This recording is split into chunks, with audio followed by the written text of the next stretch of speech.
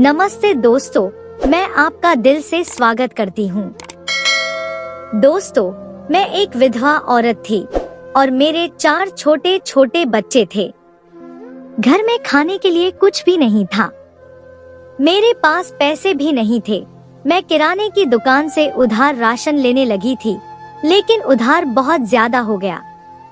एक दिन वह आदमी बोला कि एक रात मेरे साथ गुजार लो, महीने भर का राशन दूंगा। मैं मजबूर थी, क्या करती, उसके पास चली गई। उसके बाद जो हुआ उसे देखकर मेरी रूह कांप गई, क्योंकि उस आदमी ने मेरे सामने ही। दोस्तों, आगे की कहानी सुनने से पहले आपसे हमारी हाथ जोड़कर विनती है कि आप लोग कहानी को सुनकर हमारे चैनल को सब्सक्राइब करना भूल जाते हैं। कृपया सबसे पहले हमारे चैनल को सब्सक्राइब कर लें। दोस्तों, कहते हैं कि इंसान अपनी औलाद के लिए कुछ भी कर सकता है और इंसान को करना भी चाहिए। ऐसे भी माँ बाप हैं इस दुनिया में जो इस तकलीफ से तंग आकर अपनी औलाद का गला दबा देते हैं। लेकिन मेरे अंदर इतनी हिम्मत नहीं थी, पर कुछ और करने की हिम्मत जरूर थी और आज मैं वही करने जा रही थी।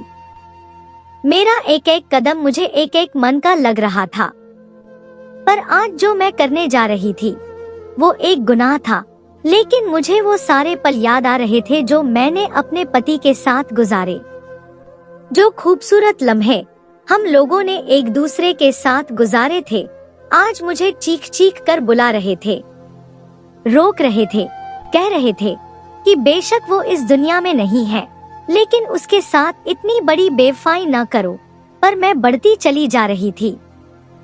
मैं मुसीबत लग रही थी, क़यामत लग रही थी। शायद इतनी खूबसूरत मैं सारी जिंदगी में नहीं लगी थी, अपने पति के लिए भी नहीं। लेकिन इस खूबसूरती का क्या फायदा? मैं जो क़यामत लग रही थी, आज ये क़यामत मुझ पर खुद ही टूटने वाली थी। मैं उस शख्स के कमरे के अंदर चली गई, लेकिन फिर ऐसा मंजर देखा कि मैं हाथ जोड़कर जमीन पर बैठ गई और भगवान का नाम लेने लगी और रोने लगी, क्योंकि मेरे सामने आज एक ऐसा चमत्कार हुआ था। आज मेरे पति को इस दुनिया से गए हुए 1 हफ्ता हो गया था। हाथ में कुछ पैसे थे जो खत्म हो चुके थे। अब ये वो जमाना नहीं था कि थोड़े पैसे से ही गुजारा हो जाता है। रोज के लिए इतने पैसे चाहिए होते थे कि जितने बनते नहीं थे। मेरे 4 बच्चे थे और वो चारों ही 4 साल के अंदर से, क्योंकि मैंने एक साल के बाद बच्चा पैदा किया था। मेरे पति को बहुत शौक था कि उसके ढेर सारे बच्चे हों। वो ये भी कहता था कि मर्द की इस बात से भी होती है कि उसकी औलाद कितनी है। अगर उसने बच्चों की फौज लगाई हो तो दूसरे मर्द उस पर रश्क करते हैं और खुश होते हैं और उसको देखकर ये सोचते हैं कि ये कितना खुशकिस्मत है। उसके पीछे क्या वजह थी, ये मुझे समझ नहीं आती थी, क्योंकि मेरी शादी भी कम उम्र में हुई थी। लेकिन मेरे पति कहता था कि उसे बहुत सारे बच्चे चाहिए। हर साल के बाद बच्चा पैदा करना कोई आसान काम नहीं है। जब डॉक्टर ने पहले बच्चे पर कह दिया कि इसका तो ऑपरेशन होगा, तो मेरे पति का मुंह होने वाला निकल आया था। उसने कहा था कि अगर इसका पहला ऑपरेशन हो गया तो फिर यह सारी जिंदगी 4 ऑपरेशन से ज्यादा तो नहीं करवा सकती, क्योंकि एक ऑपरेशन के बाद ऑपरेशन ही होता है। आप ऐसा करें कि किसी तरह नॉर्मल डिलीवरी हो जाए। डॉक्टर ने मुझे बाद में कहा था कि तुम्हारे पति को तुम्हारी परवाह नहीं है, उसे आगे की पड़ी है। अगर अभी जिंदा रहोगी तो आगे बच्चे पैदा होंगे न। मैंने कहा कि जो वह कहते हैं उनकी बात मान ले। डॉक्टर ने उनकी बात मान ली, लेकिन मैं जिस तकलीफ से गुजरी वो मैं ही जानती हूँ।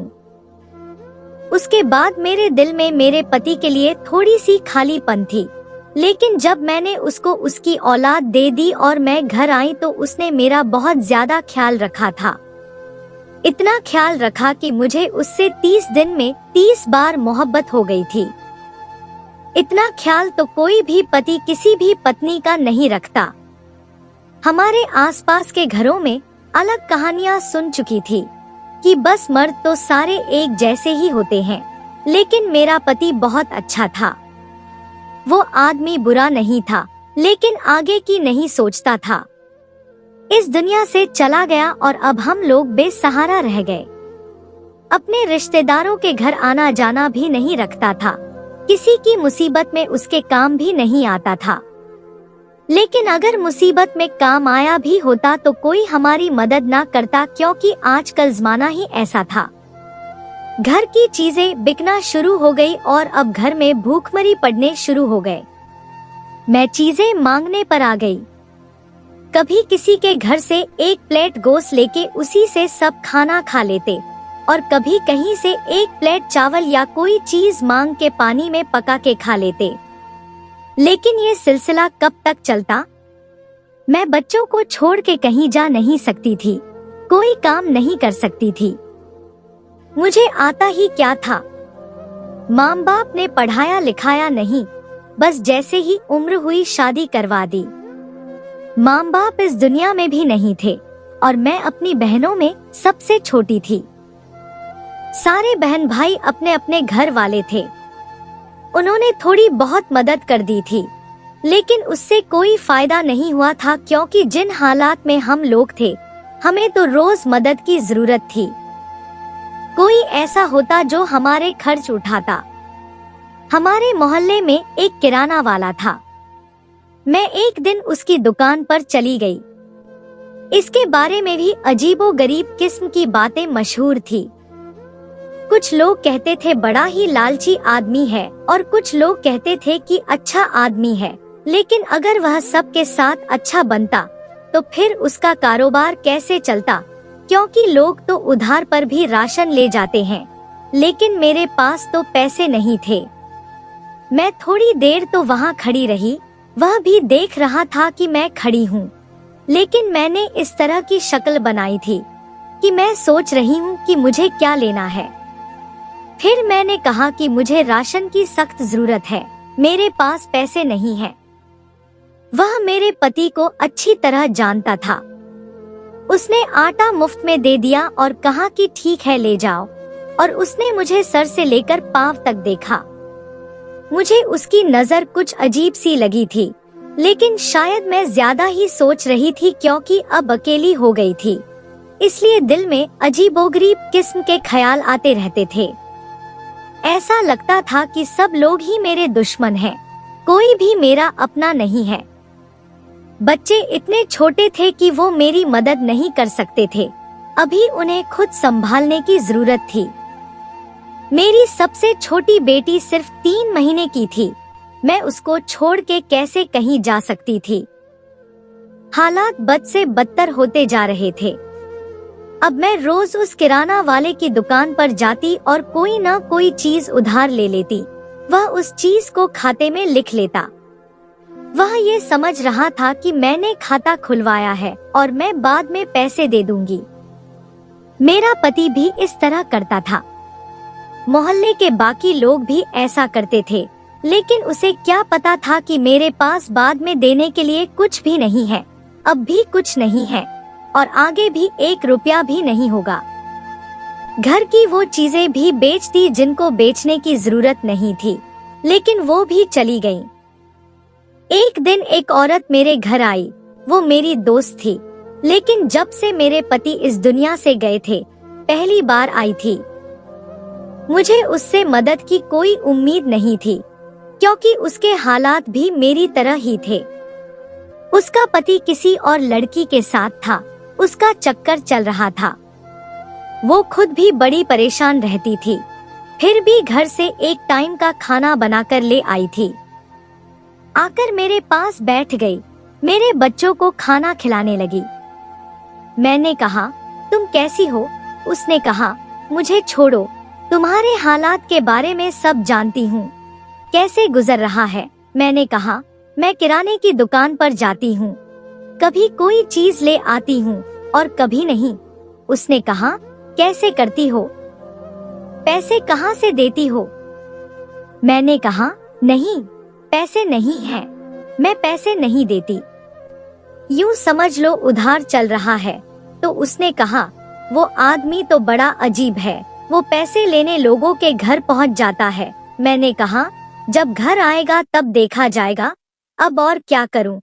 4 बच्चे हैं, कैसे गुजारा होगा? उसने कहा, मेहनत मजदूरी करो। मैंने कहा, इतने छोटे बच्चों को छोड़ के कैसे जाऊं? उसने कहा, कुछ तो करना पड़ेगा। मुझे उसकी बात पर बहुत गुस्सा आया कि मुझे सलाह देकर चली गई है, खुद मेहनत मजदूरी करने जाती है, तभी तो उसका पति दूसरी औरतों के पीछे जाता है। लेकिन मेरे पति इस दुनिया में नहीं थे। पता नहीं क्यों मुझे उसकी बात पर गुस्सा आ गया।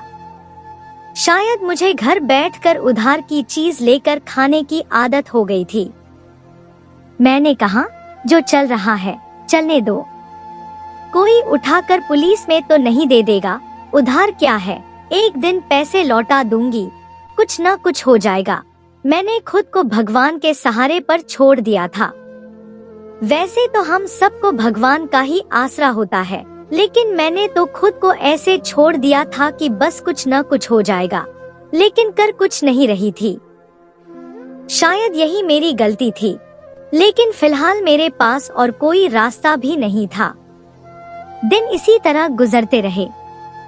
मेरे बच्चों ने तो एक और काम भी शुरू कर दिया था। जो बच्चे थोड़े बड़े थे, वे वहां जाकर अपने लिए खाने पीने का सामान ले आते थे, कहते थे कि बाद में पैसे दे देंगे। अब बच्चे थे, उन्हें कैसे रोक दूं?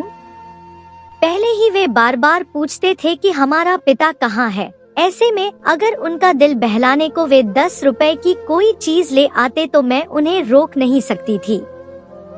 अपने पति की बहुत याद आती थी। देखा जाए तो मेरे साथ बहुत बुरा हुआ था। मेरे पति ने मेरे साथ अच्छा नहीं किया। छोटी सी उम्र में मुझे 4 बच्चों की जिम्मेदारी दे दी और खुद दुनिया से चला गया। मेरा वजूद, मेरा शरीर, मैं खुद इतनी खूबसूरत थी कि अगर मेरे सिर्फ 2 या 1 बच्चा होता तो मेरी फिर से शादी हो जाती। कोई न कोई मेरी खूबसूरती देखकर मुझसे शादी कर लेता, लेकिन 4 बच्चों का बोझ कौन उठाएगा? किसी को पागल कुत्ता भी काटे तो वह एक खूबसूरत लड़की के पीछे 4 बच्चों का खर्च भी नहीं उठाएगा। अगर वह 4 बच्चों को सिर्फ दाल, रोटी, सब्जी भी खिलाए तो भी खर्च इतना ज्यादा हो जाएगा कि वह पछताएगा कि मैंने औरत से शादी ही क्यों की। मेरे पति ने मेरी जिंदगी को खूबसूरत बनाने की बड़ी कोशिश की, लेकिन अब उसके जाने के बाद मेरी मदद कोई नहीं कर सकता था। मुझे अपनी मदद खुद ही करनी थी, लेकिन समझ में नहीं आता था कि छोटे बच्चों के साथ यह सब कैसे होगा।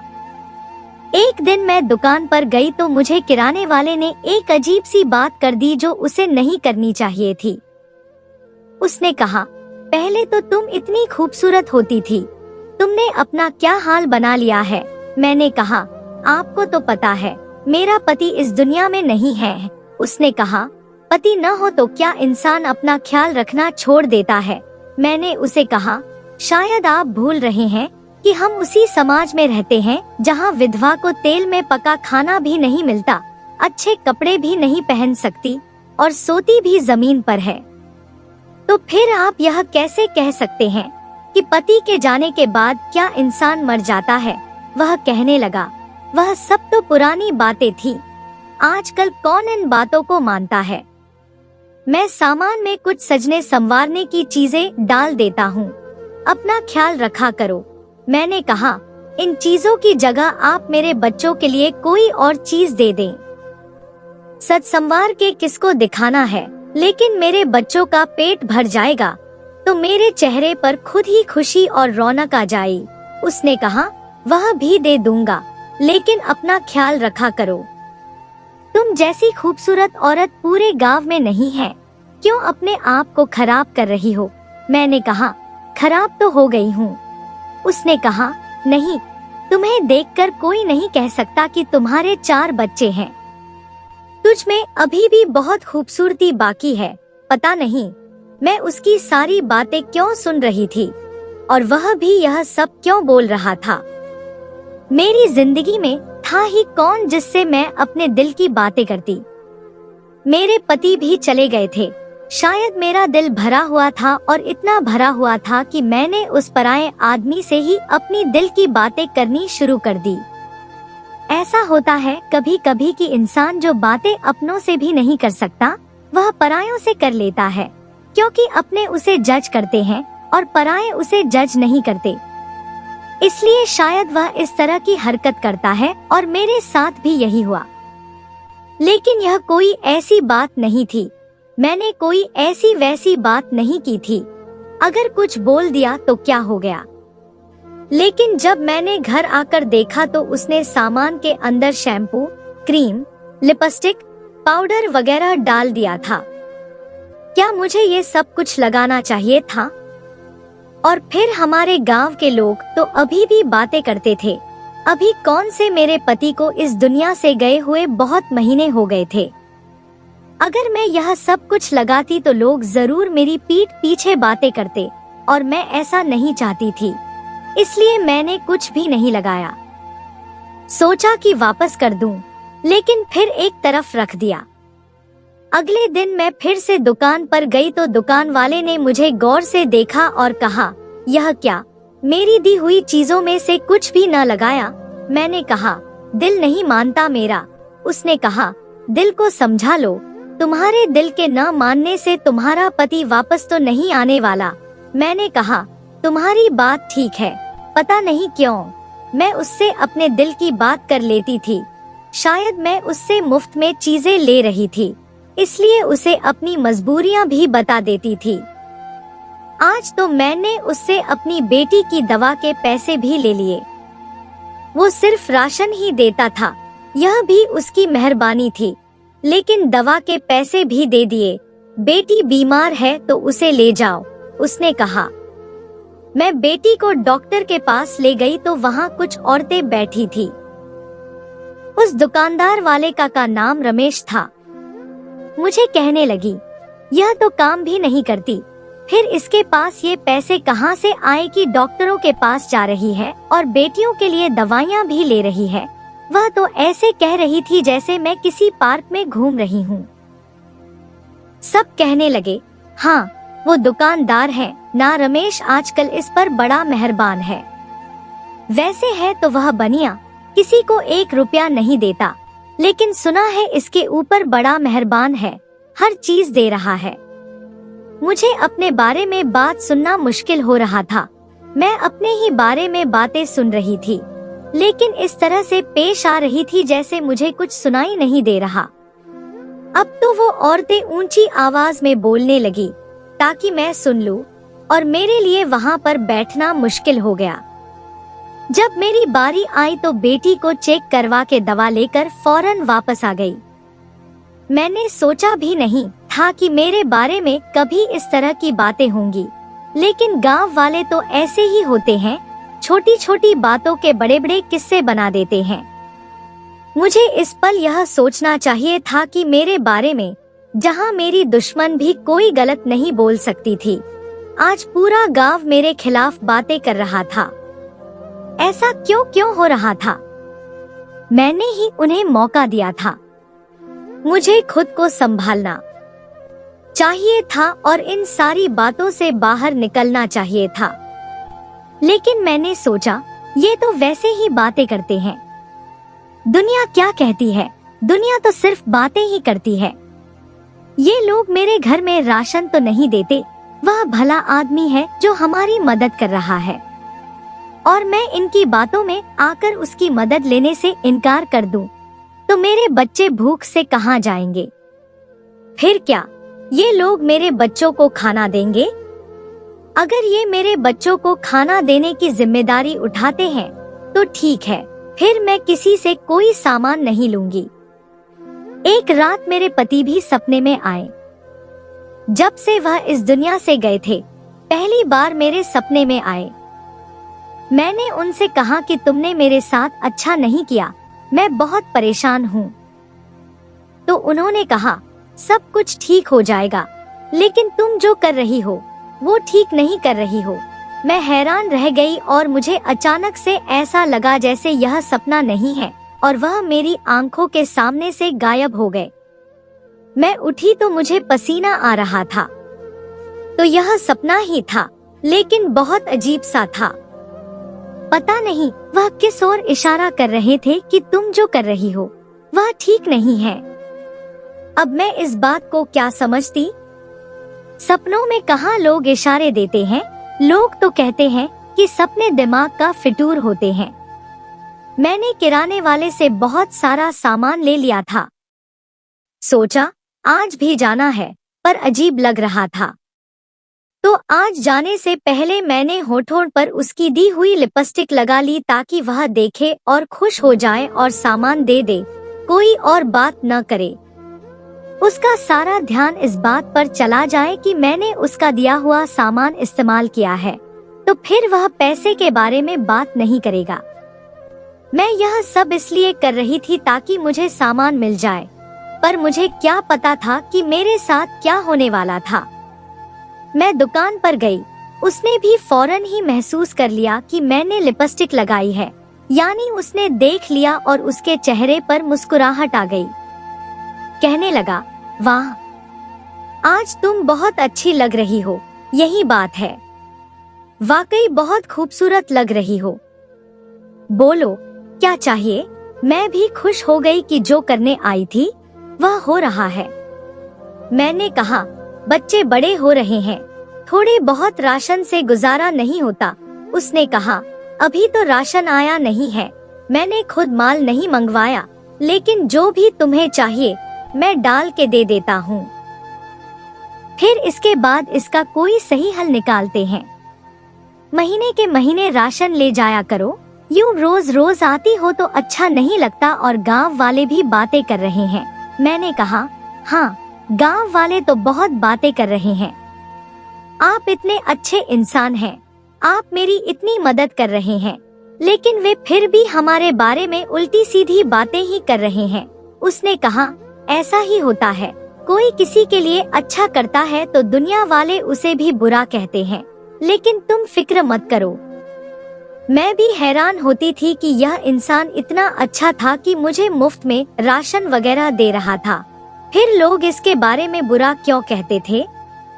यह क्यों कहते थे कि अगर किसी को 2 रुपए देता है तो उसकी हड्डियों से 4 रुपए निकाल लेता है, बिना मतलब कभी किसी का फायदा नहीं करता। लेकिन अब तक ऐसा मुझे तो महसूस नहीं हुआ था। खैर, मेरा काम हो गया और मैंने वापस अपने घर की तरफ आने लगी। मुझे सामान की जरूरत थी और मुझे और कोई तरीका समझ में नहीं आ रहा था, क्योंकि मैंने उससे इतना सारा सामान ले लिया था कि अब कीमत हजारों में चली गई थी। लेकिन जब मैं घर आई तो मेरे बच्चे बहुत खुश हो गए। उन्होंने देखा कि माँ इतनी सारी चीजें ले आई हैं और मेरी आंखों में आंसू थे। रात को बैठकर रोती रहती थी। मैंने कहा, हे भगवान, मुझे माफ कर दो। मैंने क्या किया? मैंने अपनी खूबसूरती का इस्तेमाल किया, लेकिन मैं क्या करती? दुनिया की कोई भी माँ बच्चों को भूखा नहीं देख सकती, और फिर मैं क्या करती? मेरे पास और था ही क्या? घर का सामान भी बेच दिया था, कोई भी मदद करने को तैयार नहीं था। लोग सिर्फ तसल्ली देते थे और तसल्ली से घर नहीं चलता है। अब हमारे बारे में बातें बढ़ती चली जा रही थी। मेरी दोस्त ने भी मुझसे कह दिया कि मैं तो समझ रही थी कि ऐसा वैसा कुछ नहीं है, पर अब मुझे लगता है कि तू भी बहक गई है। मेरा दिल किया कि मैं उसे थप्पड़ मार दूं।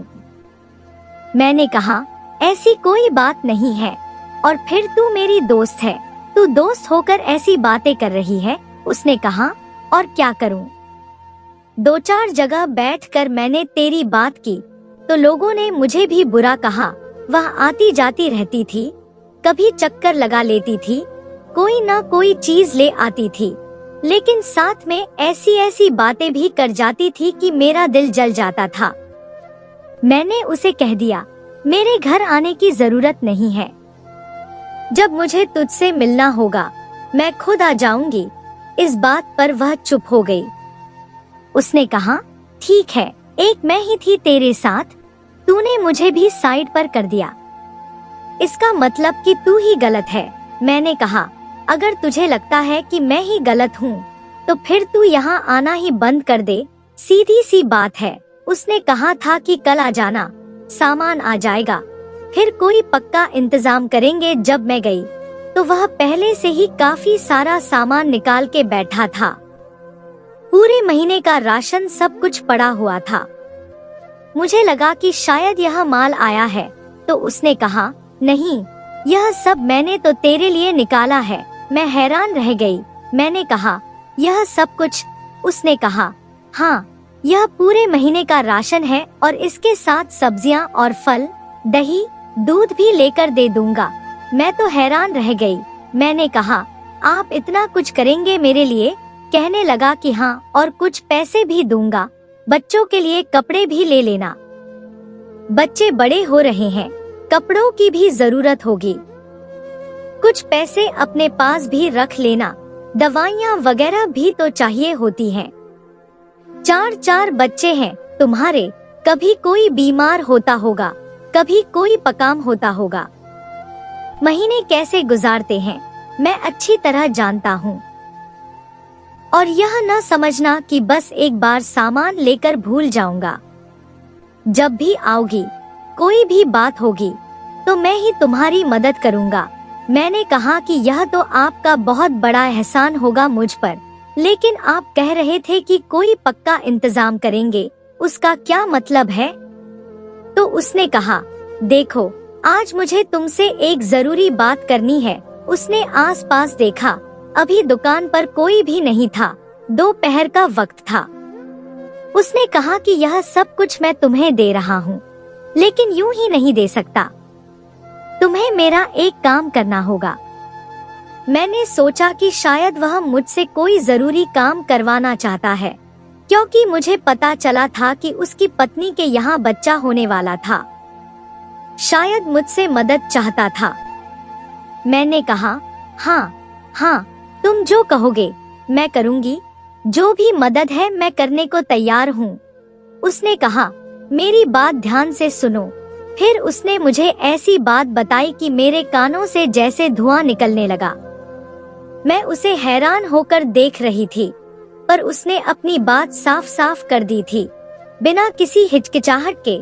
यह कोई मजाक या छुपी हुई बात नहीं थी, सीधे 2 टूक शब्द थे।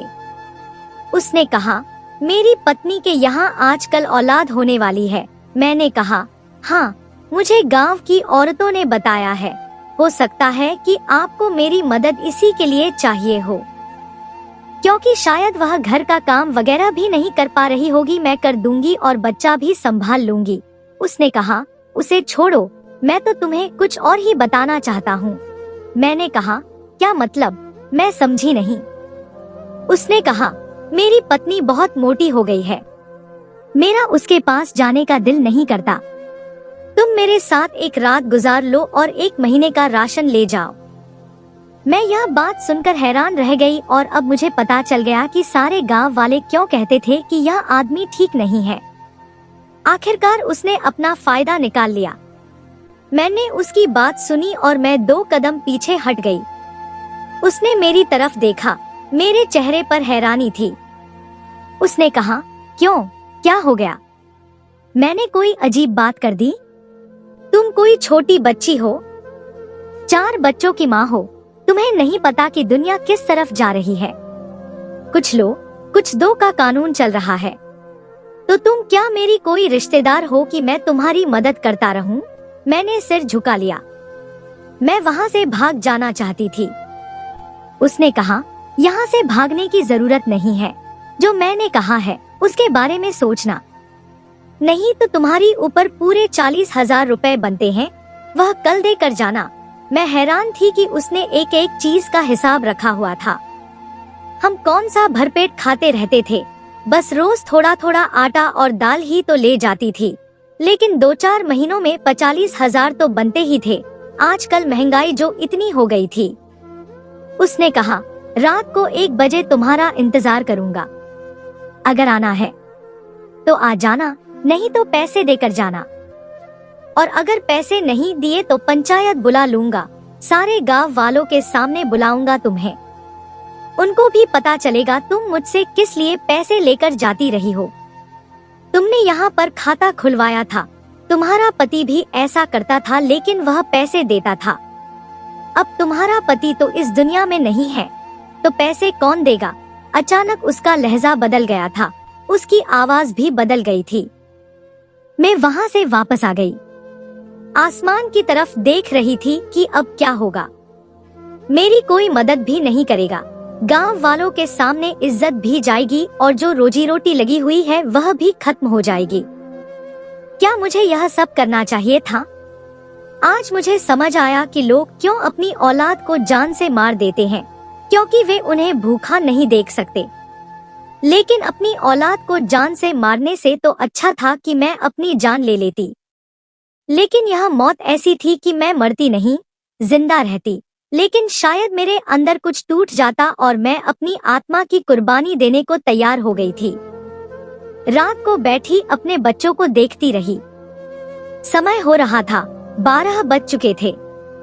मेरे पास 1 घंटा था। मैंने वह सारी चीजें उठाई जो उसने मुझे दी थी। उससे मैंने खुद को तैयार किया और अब मैं उसके घर की तरफ रवाना हो चुकी थी। अगर मुझे इस वक्त कोई देख लेता तो मुंह पर हाथ रख के रह जाता कि उसने कैसे कपड़े पहन रखे हैं। फिलहाल तो मैंने खुद पर चादर डाली हुई थी। मैं अंधेरे में चलती जा रही थी। मेरे दिमाग में मेरे पति के साथ गुजारे सारे पल घूम रहे थे। मेरे बच्चों की आवाजें, मेरे बच्चे जब मुझसे खाना मांगते थे।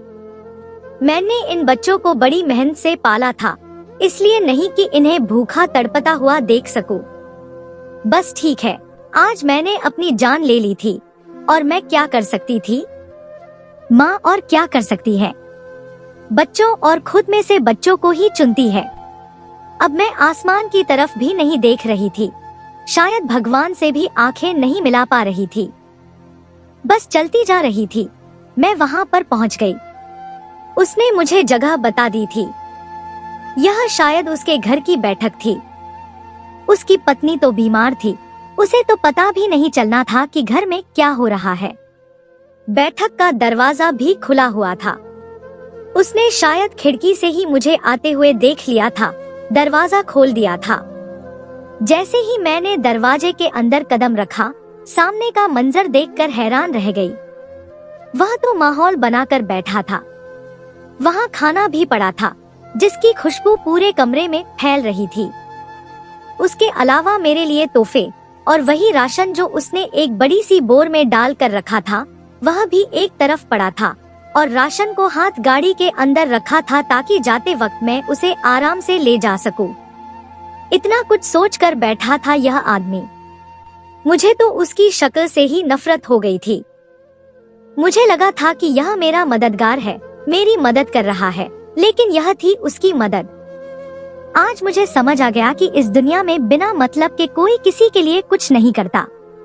मैं दरवाजे में खड़ी थी और मेरे कदम आगे नहीं बढ़ रहे थे, लेकिन मुझे आगे तो जाना ही था। अगर बाहर भी खड़ी रहती तो कोई और मुझे देख लेता और तब भी बात बदनामी तक ही चली जाती। खैर, मैंने दरवाजे से अंदर कदम रखा ही था कि सामने का मंजर देखकर हैरान रह गई। उस आदमी ने मुझे एक नजर देखा। उसके चेहरे पर मुस्कुराहट उभरी और अगले ही पल उसने अजीब तरीके से चिल्लाना शुरू कर दिया। उसकी चीखें इतनी अजीब और ऊंची थी कि मेरे कानों में गूंजने लगी। मैं हैरान हो गई कि इसे क्या हो गया। थोड़ी देर बाद उसने तड़पना शुरू कर दिया। मुझे समझ नहीं आ रहा था कि मैं क्या करूं। शायद उसकी पत्नी ने उसकी आवाज सुन ली। वह दूसरे दरवाजे से कमरे में आ रही थी। मैं उस तरफ से दीवार के पीछे छुप गई। वह भी परेशान हो गई और मदद के लिए आवाजें देने लगी। मैं वापस अपने घर की तरफ भाग गई। सुबह पता चला कि वो दुकान वाला इस दुनिया में नहीं रहा, क्योंकि उसे दिल का दौरा पड़ गया था और गांव वालों को समझ नहीं आया कि उसके साथ क्या हुआ। अस्पताल ले जा रहे थे कि रास्ते में ही दम तोड़ दिया। मैं जो ऊपर यह सोचकर नहीं देख रही थी कि मैं एक बड़ा गुनाह करने जा रही हूँ और बहुत मायूस थी। अब आसमान की तरफ देखते हुए मेरी आंखों से आंसू बह गए। क्या भगवान ने मुझे बचा लिया था या उस व्यक्ति की सजा उसके सामने आ गई थी? किसी को पता नहीं था कि मैंने उसका कितना कर्ज चुकाना है, इसलिए वह बात वहीं पर खत्म हो गई। लेकिन उसके बाद मैंने भी सोच लिया कि मैं हाथ पर हाथ रख कर नहीं बैठूंगी और मांग मांग कर गुजारा नहीं करूंगी। अपने बच्चों को पालने के लिए कुछ न कुछ करूंगी। मैंने अपनी सहेली से संपर्क किया और उसे कहा कि वह मेरे बच्चों को 3-4 घंटे अपने घर में रख लिया करे। उसे इस काम के पैसे दे दूंगी, महीने के कुछ पैसे दे दिया करूंगी। और खुद मैंने मजदूरी करने जाना शुरू कर दिया। धीरे धीरे मुझे मेहनत की आदत पड़ गई। पैसे कम मिलते थे, गुजारा अच्छे से नहीं होता था, लेकिन ये पैसे अपने थे, किसी से मांगे हुए नहीं थे। इनमें किसी का डर नहीं था और सच कहूँ तो इन पैसों में बहुत बरकत थी। मैंने अपने बच्चों का खाना पीना पूरा करने लगी। फिर थोड़े पैसे जमा करके घर में मशीन खरीद ली और घर में लोगों के कपड़े धोने का काम शुरू कर दिया। अब पूरा गांव मुझसे कपड़े धुलवाता था। गांव में इस तरह की चीज का पहले रिवाज नहीं था, लेकिन अब लोगों की सोच बदल रही थी, इसलिए वे मुझसे कपड़े धुलवाते थे। मैं ज्यादा पैसे नहीं लेती थी। फिर धीरे धीरे मैंने पैसे भी बढ़ाने शुरू कर दिए, क्योंकि अब लोगों को आदत हो गई थी। अब मैं पूरे गांव के कपड़े वगैरह धोती हूँ। मैंने 2 और औरतों को भी अपने साथ रख लिया। इस बात को 3 साल हो गए, बच्चे भी थोड़े बड़े हो गए, वे भी मेरी मदद करते हैं। मैंने अपनी जिंदगी का बहुत बड़ा सबक सीखा है। पता नहीं किसकी दुआ थी या मेरी कोई अच्छाई जो मेरे सामने आई और मेरी इज्जत और जान दोनों बच गईं। लेकिन अब मैं अपने पैरों पर खड़ी हूँ और मुझे इस बात की बहुत खुशी है। मेरे लिए यह हादसा होना बहुत जरूरी था, क्योंकि मेरी हड्डियों में पाप बैठता जा रहा था। मुझे मांग के खाने की आदत हो गई थी, लेकिन भगवान ने मुझे इस हादसे से गुजारा ताकि मैं समझ सकूं कि मुझे क्या करना है। और वाकई मैंने सबक सीख लिया है। यह दुनिया बड़ी बुरी है, कोई किसी को मुफ्त में सलाह भी नहीं देता है। और मैं समझ रही थी कि वह मेरे घर का बोझ उठा रहा है। उसने मेरे लिए दाना फेंका था और वह मुझे अपनी बात मानवाना चाहता था, लेकिन भगवान ने उसे समय पर अपने पास बुला लिया। और मेरे पति जो मुझे सपने में आए थे, वह भी शायद इशारा था कि मैं जो कर रही थी वह ठीक नहीं था। तो दोस्तों, यह थी हमारी आज की कहानी। आपको सुनकर कैसी लगी हमें कमेंट करके जरूर बताएं और हमारी वीडियो को ज्यादा से ज्यादा अपने दोस्तों में शेयर करें और हमारे चैनल को भी सब्सक्राइब कर लें, ताकि आने वाली वीडियो का नोटिफिकेशन आप तक तुरंत पहुंचे। मैं मिलती हूं आपसे अगली वीडियो में, तब तक के लिए धन्यवाद।